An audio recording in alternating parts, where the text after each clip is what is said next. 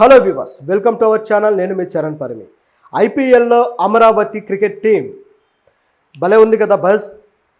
మామూలుగా అయితే ఇప్పటిదాకా ఉన్న క్రికెట్ టీమ్స్లో తెలుగుకు ఉన్న cricket team sunrisers Hyderabad. అది హైదరాబాద్ బేస్ మీద ఆడుతున్నా సరే తెలుగు వాళ్ళ టీమ్గా, ఆంధ్ర వాళ్ళ టీమ్గా, అలాగే హైదరాబాదీల టీమ్గా అందరూ దాన్ని ఓన్ చేసుకున్నారు. సో ప్రతి తెలుగువాడు దాన్ని సపోర్ట్ చేస్తూ వచ్చే పరిస్థితి అయితే కొద్ది కాలం క్రితం ఇలాగ కూడా లేదనమాట.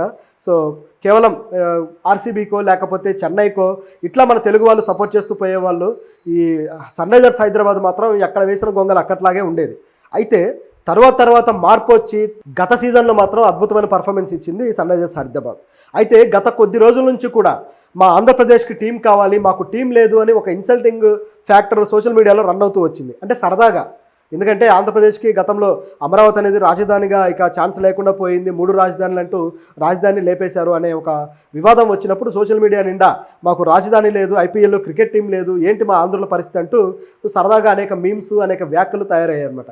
అయితే దీన్ని మరి టీడీపీ ప్రభుత్వం సీరియస్గా తీసుకుందో ఏమిటో కానీ ఆంధ్రప్రదేశ్కి అమరావతి పేరుతోటి ఒక క్రికెట్ టీం తీసుకొస్తాము, అమరావతి బ్రాండింగ్ని ఐపీఎల్లో మేము ప్రమోట్ చేస్తాము అని చెప్పేసి క్రీడా శాఖ మంత్రి అంటున్నారు. ఏపీని ఒక స్పోర్ట్స్ హబ్గా తయారు చేస్తాము, ఏపీలో అనేక స్టేడియాలు నిర్మిస్తాము, అలాగే క్రీడా మైదానాలు నిర్మించి ఒక స్పోర్ట్స్ హబ్గా తయారు చేసి క్రీడాకారులను దేశానికి అందిస్తాము అని చెప్పేసి క్రీడా శాఖ మంత్రి మండిపల్లి రాంప్రసాద్ రెడ్డి. సో ఈయన నిన్న శాప్ అధికారులతో మీటింగ్ పెట్టి ఆ మీటింగ్లో తను ప్రతిపాదనలు ఈ విధంగా పెట్టారనమాట. సో ఇది మీడియా ముందుకు వచ్చి చెప్పారు. సో శాప్ అధికారులు అంటే ఆంధ్రప్రదేశ్ క్రీడా శాఖ సంఘం ఉంది కదా, సో వీళ్ళు అనేక క్రీడలకు సంబంధించి విద్యార్థులకు ట్రైనింగ్ క్యాంపులు కానీ శిబిరాలు కానీ నిర్వహిస్తూ ఉంటారు, వాళ్ళకి కావాల్సిన సదుపాయాలు ఏర్పాటు చేస్తూ ఉంటారు, రకరకాల క్రీడలను ప్రోత్సహిస్తూ వస్తుంటారు. గత ప్రభుత్వం అయితే ఆడుదాం ఆంధ్ర అనే ఒక ప్రోగ్రాం తెచ్చింది, గ్రామ స్థాయిలో క్రీడలను ప్రోత్సహిస్తూ అనేక కార్యక్రమాలు చేస్తూ వచ్చారు. అయితే కొన్ని సక్సెస్ అయ్యాయి, కొన్ని కాలేదు. సో ఈ విధంగా జరిగింది. అయితే ఇప్పుడు మాత్రం ఈ ప్రభుత్వం చాలా సీరియస్గా తీసుకుంది. ఈ స్టేడియాల నిర్మాణం అనేది చాలా మంచి ఆలోచన. ఇది చేయడం వల్ల అనేక ప్రాంతాల్లో, తాలూకాల్లో క్రీడలకు సంబంధించి మంచి డెవలప్మెంట్ ఉంటుంది. అంటే ప్రతి ఒక్కరూ జాతీయ స్థాయిలోనూ అంతర్జాతీయ స్థాయిలోనూ వెళ్ళి ఆడతారని కాదు, కనీసం జిల్లా స్థాయిలో, రాష్ట్ర స్థాయిలో కూడా ప్రైవేట్గా కొన్ని టోర్నమెంట్స్ కానీ ఇలాంటివి జరుగుతూ ఉన్నప్పుడు అవి ఆయా ప్రాంతాల్లో ఒక ఉత్సాహాన్ని తీసుకొస్తాయి, కొంతమంది మెరికల్ లాంటి ఒక టాలెంటెడ్ పీపుల్ని వెలుగులోకి తీసుకొస్తాయి. సో అదొక మంచి సాంప్రదాయం కూడా, అది ఆరోగ్యానికి కూడా మంచిది. కాబట్టి అలాంటి ప్లాట్ఫామ్స్ అవసరం.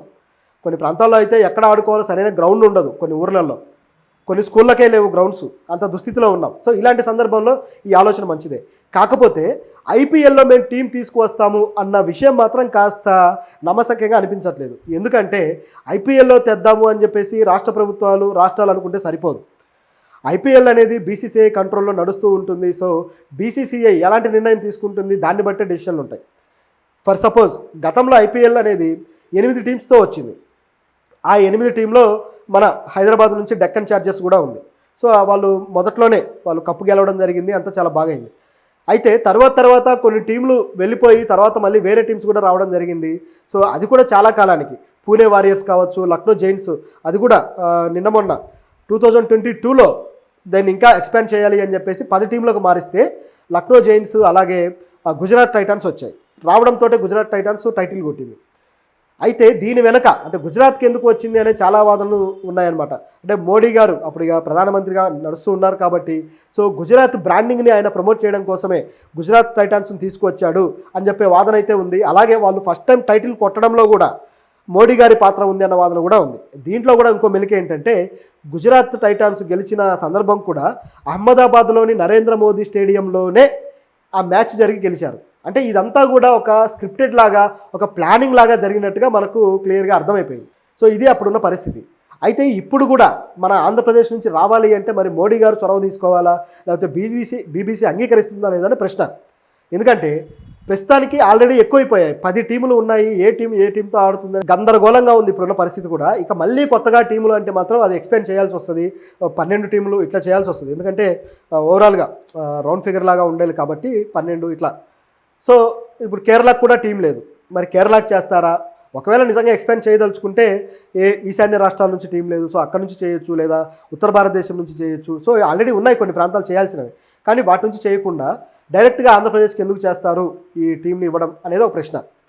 ఆల్రెడీ బీసీసీఐ చాలా ఇబ్బంది పడుతూనే ఉంది. ఐపీఎల్ షెడ్యూల్ వల్ల కొంతమంది ఇంటర్నేషనల్ ఆటగాళ్ళకి స్కోప్ దొరక్క వాళ్ళకు వేరే టోర్నమెంట్లు ఉండి వాళ్ళు ఇబ్బంది పడిపోయి కొంచెం ఒక విధమైన కాన్ఫ్లిక్ట్ అయితే నడుస్తూ ఉంది ఆయా బోర్డుల నుంచి కూడా. ఇంగ్లాండ్ అయితే ఈసారి మా ప్లేయర్స్ని మధ్యలోనే తీసుకెళ్ళిపోతామనడము, కొన్నిసార్లు అయితే ఆస్ట్రేలియా వాళ్ళ ప్లేయర్స్కి అసలు అనుమతి కూడా ఇవ్వకపోవడము, ఇలాంటి చాలా తలనొప్పులు చూసాం. సో ఇలాంటి టైంలో మరి దీన్ని తీసుకువస్తే మరి అది సాధ్యమవుతుందా లేదనే ప్రశ్న అయితే గట్టిగా ఉంది. ఆల్రెడీ ఆంధ్ర ప్రాంతం నుంచి అనేక మంది మంచి క్రీడాకారులు ఉన్నారు. ఇప్పుడు నితీష్ కుమార్ రెడ్డి గత ఐపీఎల్లో సూపర్గా సక్సెస్ అయ్యాడు. అదేవిధంగా హనుమ విహారీ టెస్ట్ ప్లేయర్గా అద్భుతంగా ఆడిన అతన్ని టీంలో నుంచే తప్పించేంత పని చేశారు. సో ఈ విధంగా ఆంధ్రాలో క్రికెట్ రాజకీయాలు కూడా అదే స్థాయిలో విపరీతంగా జరుగుతూ వస్తున్నాయి. సో ఇప్పుడు ఇవి రాజకీయాల బారిన పడకుండా స్పోర్ట్స్మెన్ని వాళ్ళ మానన వాళ్ళని వదిలేస్తే ఏమైనా వాళ్ళ లైఫ్ వాళ్ళు ఎత్తుక్కుంటారు. కానీ అనవసరంగా వాళ్ళ లైఫ్లోకి ఎంటర్ అయ్యి ఈ రాజకీయం చేయకుండా ఉంటే బాగుంటుంది. ఎందుకంటే ఇప్పుడు హనుమ విహారీకి ఇప్పుడు ఉన్న సమస్య అయితే తొలగిపోయింది. కాకపోతే ఈ అమరావతి బ్రాండింగ్ సంగతి అలా పక్కన పెట్టి ముందు ఈ క్రీడలు అలాగే ఏవైతే గ్రామ స్థాయిలో స్టేడియాలు ఉన్నాయో వీటి మీద క్రీడల మీద దృష్టి పెడితే బాగుంటుంది. ఎందుకంటే ఇది ఆలు లేదు చూలు లేదు, అది కొడుకు పేరు సోమలింగం సామెత ఉంది కదా, ఆ టైప్లో అమరావతి ఇంకా నిర్మాణం పూర్తి కాలేదు, అమరావతి బ్రాండింగ్ అనేది ఒకటి ఏర్పడలేదు, ఉద్యోగాలు తెస్తామని తెచ్చారు, ముందు ఆ సంగతి చూడలేదు. ఇవన్నీ వదిలేసి ఐపీఎల్లో టీం కావాలని ఎవరు అడిగారు అంటే అక్కడ జనాలందరూ బెట్టింగ్లు పెట్టుకోవడానికి క్రికెట్ బెట్టింగ్లు అది కాదు కదా ఇప్పుడు కావాల్సింది. అసలు పని మీద ఫోకస్ చేయాలి. గ్రామ స్థాయిల్లో క్రీడలను ఎంకరేజ్ చేయండి. అదేవిధంగా ఒక నియోజకవర్గాల స్థాయిలో చిన్న చిన్న స్టేడియాలు ఎంకరేజ్ చేయండి. అలాగే ప్రతి జిల్లాకి ఒక మంచి స్టేడియం అంటే స్పోర్ట్స్కి సంబంధించి ఒక చక్కటి ఆడిటోరియం ఉండేలా ఏర్పాటు చేయండి. అలాగే మరొక 2-3 స్టేడియంస్ అయినా ఇంటర్నేషనల్ స్టేడియంస్ డెవలప్ చేయండి. ఆ విశాఖలో ఉన్నదే ఒకటి లింగులింగం అంటూ, దానికి కూడా ఇంటర్నేషనల్ మ్యాచ్లు ఎప్పుడూ జరగవు. ఎప్పుడో ఒకసారి ఒక దిక్కుమాలిన మ్యాచ్ ఒకటి వేస్తారు అక్కడ. సో అది కూడా ఏదో ఒకరోజు వర్షార్పణం అవుతుంది. ఇది అక్కడ ఉండే పరిస్థితి. సో వేరే ప్రాంతాల్లో కూడా ఇవ్వండి. రాయలసీమ ప్రాంతంలో డెవలప్ చేస్తామన్నారు కదా, మరి ఆ ప్రాంతంలో ఒక స్టేడియం నిర్మించండి, ఇంటర్నేషనల్ స్టేడియం, ఎవరొద్దన్నారు. సో ఈ విధంగా ఆల్రెడీ అనంతపురంలో ఇంటర్నేషనల్ ఒక విమానాశ్రయం రాబోతుంది. సో అలాంటి ప్రాంతంలో దీన్ని కూడా తీసుకొస్తే బాగుంటుంది కదా. సో ఈ విధమైన ఆలోచనలు చేయకుండా ఇదంతా కూడా అంటే ప్రజల్ని హైప్ చేయడం కోసం మాట్లాడిన వ్యాఖ్యలాగా కనబడుతున్నాయి.